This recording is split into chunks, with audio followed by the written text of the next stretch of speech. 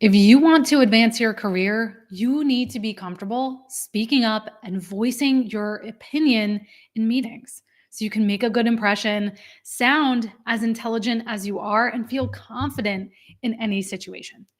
But that is often easier said than done. And that is exactly what we are talking about today. So, I am Melody Wilding. I'm a professor of human behavior and executive coach, and the author of Trust Yourself, Stop Overthinking, and Channel Your Emotions for Success at Work. I'm also the creator of Resilient, a first of its kind comprehensive program to help sensitive leaders and high achievers regain their confidence, master their emotions, and reach their full potential at work. So, thank you so much for joining me live today, where we're going to be talking about 5 tips to use your voice without fear. Say hello if you are joining live. Let us know where you are watching from in the chat. If you are catching this on replay, type replay and let me say hello to some of you who are here live. Let's see. We have a bunch of folks joining from India. Wonderful to have you here. Beatrice in Brazil, Amber in Pensacola, Florida. Let's see. Carlene, Alberta, Canada. Brianna in Virginia. Let's see.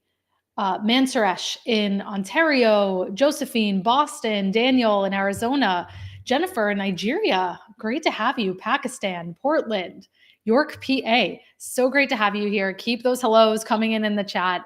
Again, if you're watching on replay, say replay below. And as we go along, I'm going to be sharing a lot of different tips and strategies and information with you. Please help your neighbors out. If you hear something that is important, that is resonating with you, type it in the chat. Okay. And as we go along, please be putting in what is standing out to you, what you're resonating with. That really helps this be a much more rich and interactive conversation. Now, if you are here today, then chances are you relate to being a sensitive striver, someone who thinks and feels everything more deeply, who is highly sensitive, but who is also a high achiever, who is driven, wants to pursue big goals. So if that sounds like you, give me a +1 in the chat. Give me a +1 in the chat if you can relate to being a sensitive striver. Now, I want to tell you a quick story about one of my clients who I'm going to call Allison. And she came to me asking, why do I get so nervous before speaking in meetings? Now, Allison was a very experienced cybersecurity professional. She was actually so highly regarded for her very specialized area that she was actually recruited out of one role into a new one, really a dream scenario for so many of us. And this new role was exciting. It presented a huge opportunity for her in her career. But the thought of being more visible, being on a bigger stage, made her impossibly anxious. The fear of having to speak up in meetings, offer ideas, really began to paralyze her. And whenever it came time to contribute, Allison would freeze, she would overthink her response, and she would end up rambling. How many of you can relate to this? Just type me in the chat. And I see a lot of you saying you relate to being a sensitive striver as well. So how many of you can relate to that in the chat? Freezing under pressure, overthinking your responses, ending up rambling.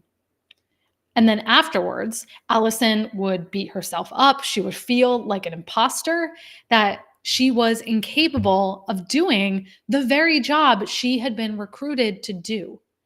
And she came to me, she came to coaching desperately, wanting to feel more confident and less fearful in her meetings and in her work overall.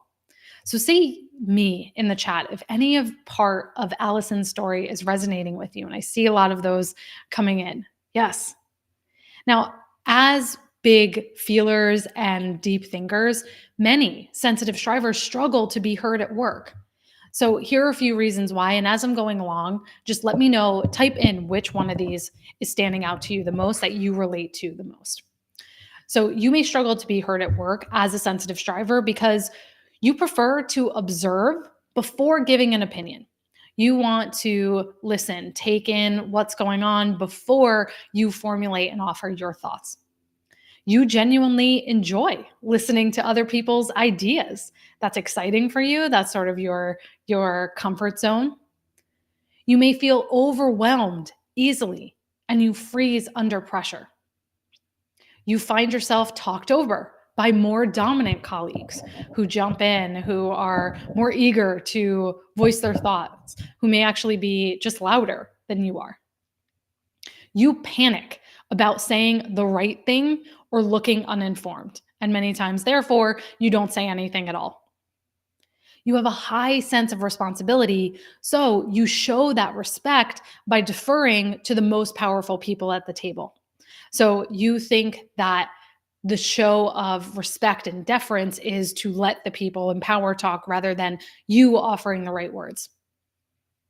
You tend to be more reserved, which means that your more outgoing coworkers may dominate the discussion. You worry what other people think about you. Are they going to think I sound stupid? I shouldn't have said that.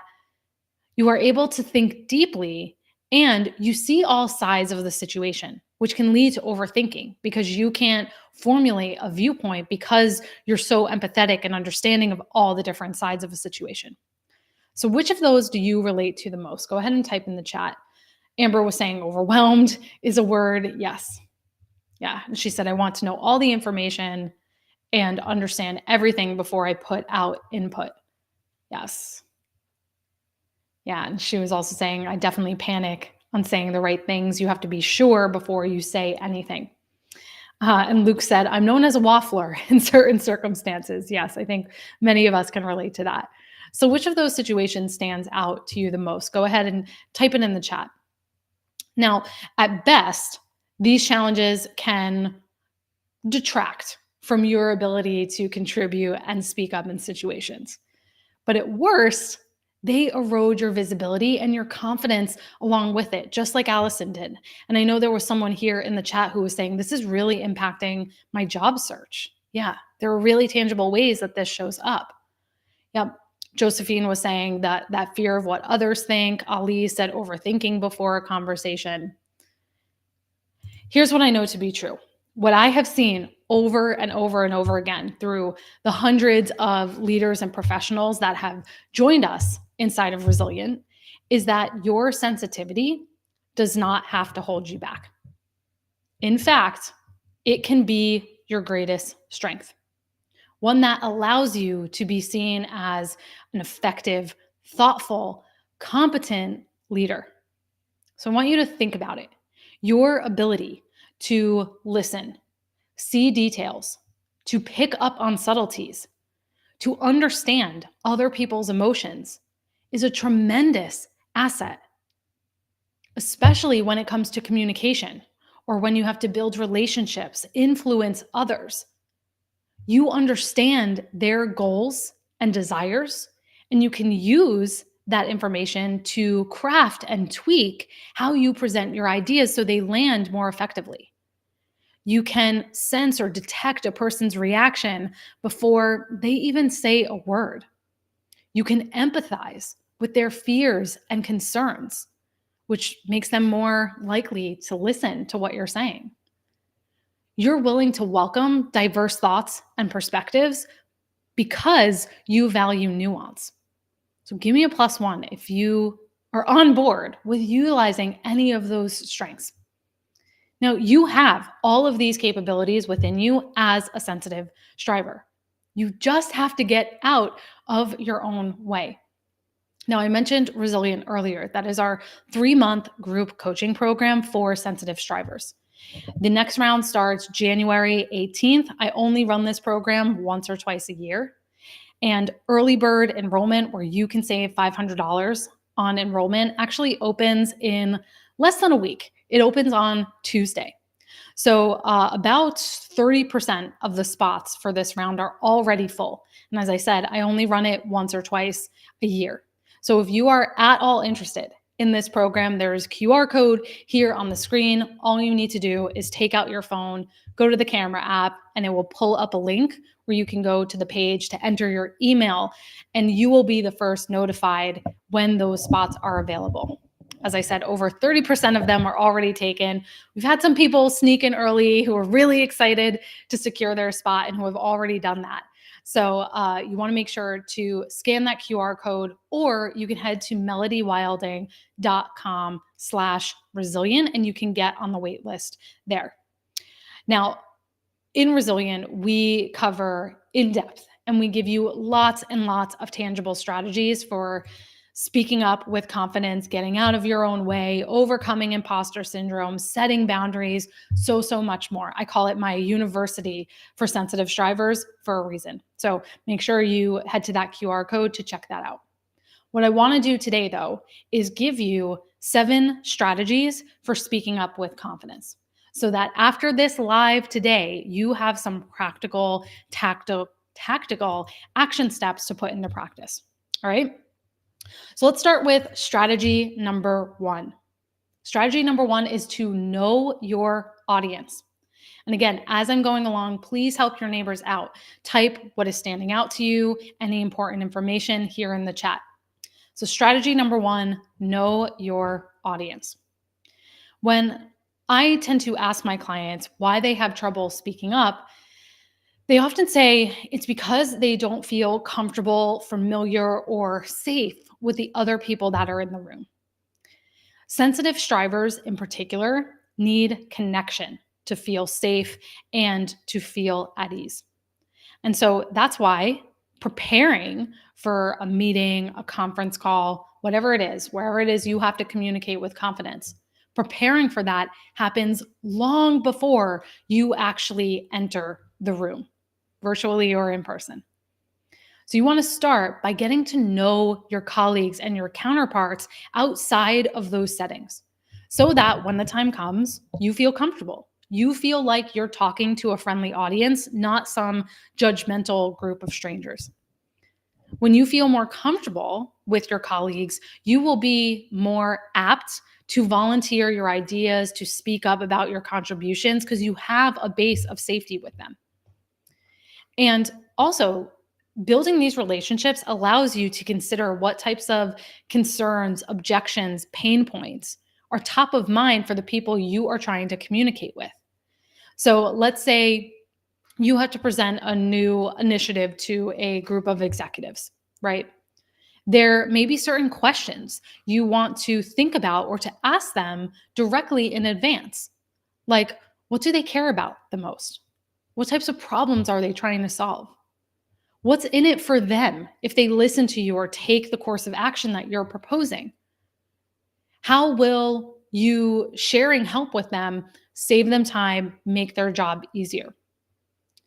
Once you know your audience well, you will not only feel more prepared, you can also customize your language and your message so that it lands with more impact and more influence.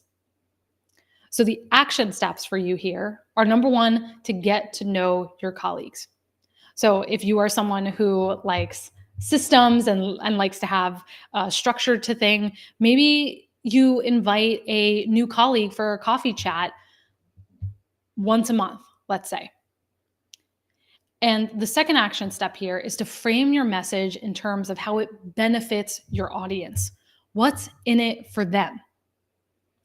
Getting to know the people around you, whether it's your boss, your colleagues, again, allows you to frame your message and how it benefits them. What are the outcomes they are going to get so that it has a greater impact?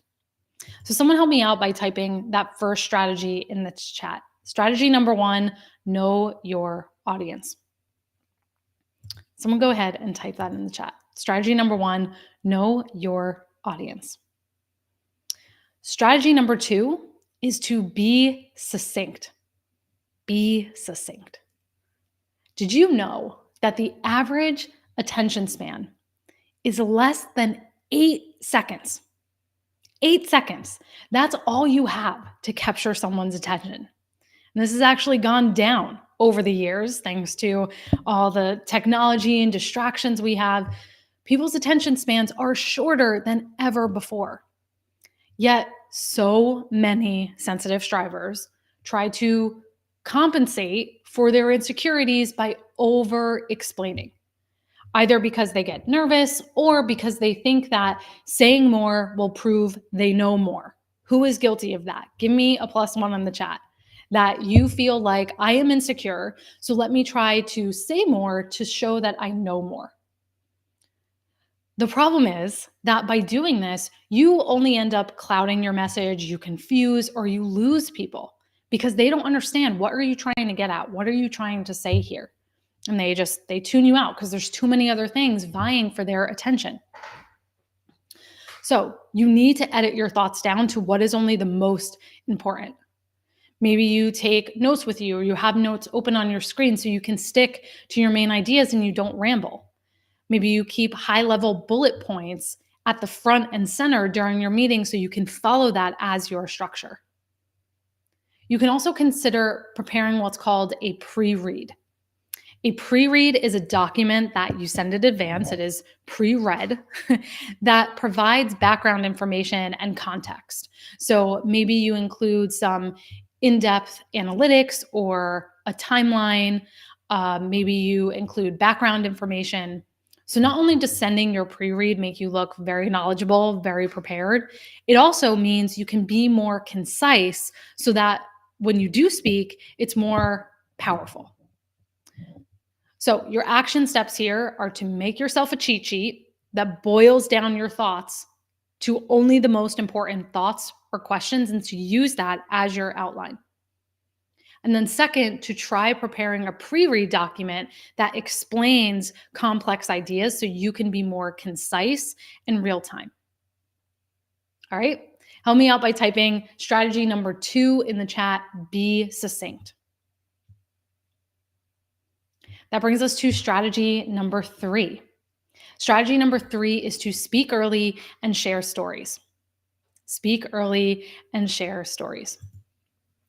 People who speak early in a meeting tend to be seen as more confident than people who speak later. So I want you to challenge yourself to be one of the first people to speak. The longer you wait to say something, the more that your fear and your resistance will build, and the more that you will find all of the good ideas have already been said, or that people have already checked out, you've lost their attention, which all of that will make you much more reluctant to share. So by creating accountability for yourself to speak early, you not only overcome your own resistance, you also ensure that your ideas are more likely to get the attention they deserve. People engage with and remember information when they have a story or anecdote to attach to it. That's just how our brains work as humans. Yeah, Ethel was saying sharing a story is very powerful. People who speak first means their leadership skills are well developed. Absolutely. People engage with and they remember information more when it's wrapped in a story or an anecdote. So, for instance, if you want to suggest a certain action for your team, think about a time when you saw that action work in the past. This doesn't have to be spinning some grandiose tale here. It could really just be as simple as saying, well, when we tried this with customer A, we got these results. What was most effective was using the strategy XYZ. Why don't we give that a try here? Right? It has more context and it has more detail to it that makes it more relatable and influential. So again, your story doesn't have to be some perfectly spun thing. It can be about your past experiences, your successes, but it doesn't even have to be about you. It could be a customer, a client story that illustrates your ideas, something a colleague, a coworker has done, something you've seen as an example in your industry, or a case study. So your action steps here: track how often you manage to be the first, or rather the second or third person to speak in a meeting. And experiment with sharing stories to help illustrate your ideas to make them more memorable. All right, type that in the chat. Strategy number 3, speak early and share stories. Strategy number 4, use repetition wisely. And you can see I am even doing this here. Use repetition wisely. There will be times where you have to speak off the cuff. You have to think on your feet and speak off of the top of your head without being able to prepare. That happens a lot, especially in today's environment. And this type of situation can be really anxiety provoking for sensitive strivers. So when this happens, one of my clients' favorite tactics for this, for speaking strongly, for speaking coherently when you have to do it impromptu, is called the PREP framework. So PREP, PREP, stands for make a point succinctly, back it up with a reason, provide evidence, and end by reiterating your point. So, for example, you might say, I believe we should take direction A. That's your point. We've received positive feedback about this approach. That's your reason. For instance, our president said he supports it. That's your evidence. And then you end by reiterating your point. That's why I believe direction A is best. So you can use this PREP framework for so many things. You can structure an entire presentation about this. You can use it to just make a single point in your meeting. And again, to use it as a structure so you can more easily think on your feet, so you can slot your thoughts into this framework. You don't even have to follow the entire thing. You can utilize just that final one, that final P, restating your point at the end, which is an easy tactic to make sure you stay clear, you help your audience remember what you have said. So your action point here is to practice using that PREP framework, point, reason, evidence, point, when you speak up. And to practice with summing up your message at the end after you're done speaking. All right, type that in the chat. Strategy number 4, using repetition wisely. All right, strategy number 5, have a plan if you are caught off guard. Have a plan if you are caught off guard.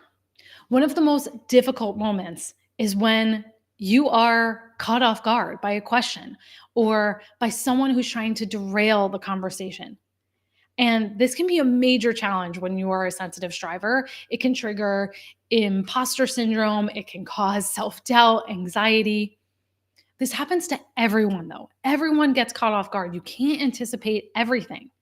So when it happens to you, you can be prepared to bring it back to an area that you do have expertise in.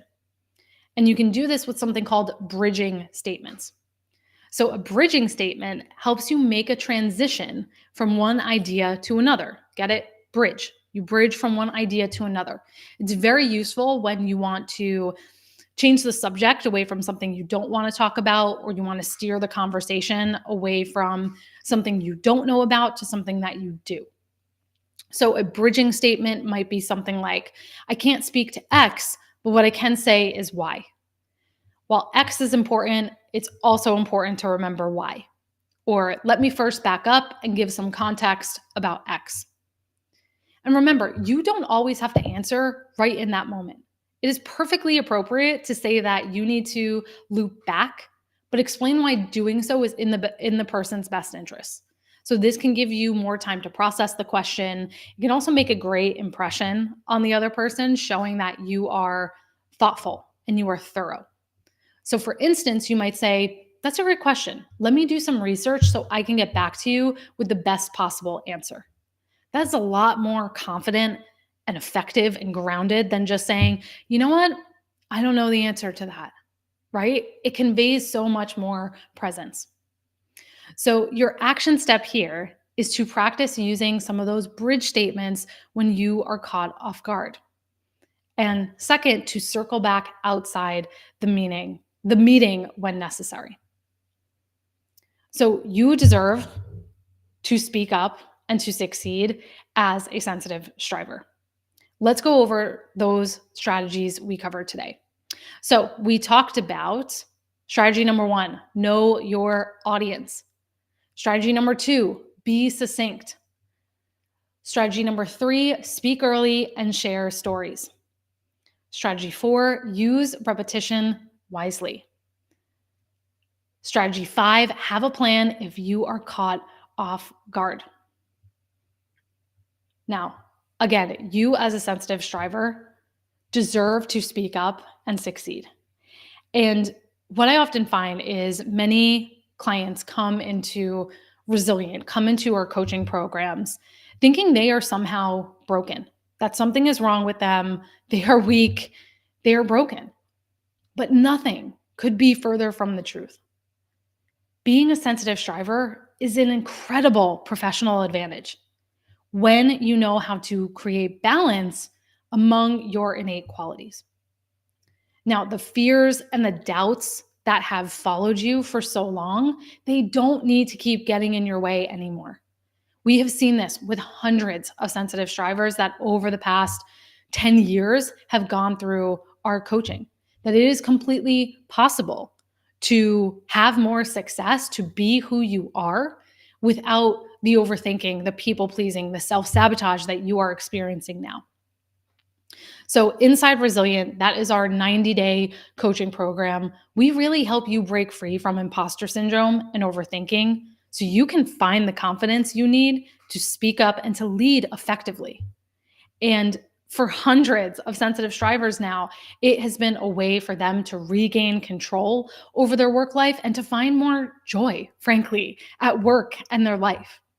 So, as I said earlier, early enrollment rather, for the next round of Resilient, which starts January 16th, early enrollment opens on Tuesday. 30% of the spots are already filled. We had a lot of people sneak in early because they said, I want to be part of this. I want to secure my spot now. So 30% of the spots are already gone.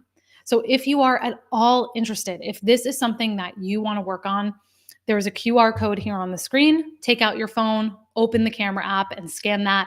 You'll be brought to a page where you can find more information.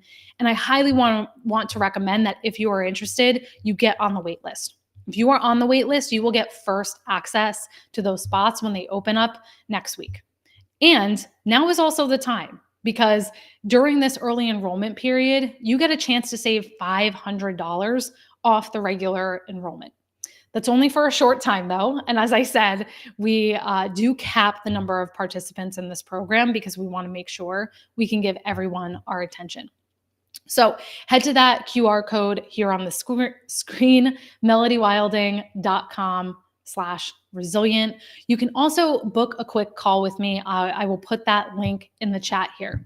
I would love to hear what resonated with you today. What is standing out the most? What are you committed to taking action on? Let's see. Amber was saying, I like the stop and pause and the looping back. Hey, Monty from New Orleans. Amazing.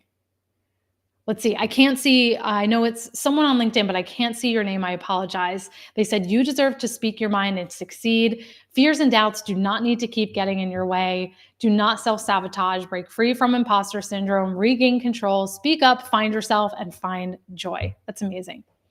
Ethel asked, what is your website? It is melodywilding.com. And if you're interested in Resilient specifically, you can head to melodywilding.com/resilient. And if you are not able to scan the QR code, I see a couple comments coming in along those lines. I will put the link rather here in the chat for you. So no worries about that. You can also message me. If you want to message me here, you can message me. I'm also happy to answer you there. Perfect. So Josephine was saying that prep stood out for her the most. Brianna was saying, I really like the point of speaking first and sharing stories. The power of storytelling is real. That is for sure. Yeah. And Josephine was saying, understanding the sensitive striver. Amazing. All right, everyone. I hope this was useful today. It was wonderful having you here. Thank you, as always, for making the time. I will be back very soon. And in the meantime, I hope you check out Resilient and you get on the wait list so you can join us inside. Take care, everybody. Have a wonderful rest of your week, and we will talk very soon.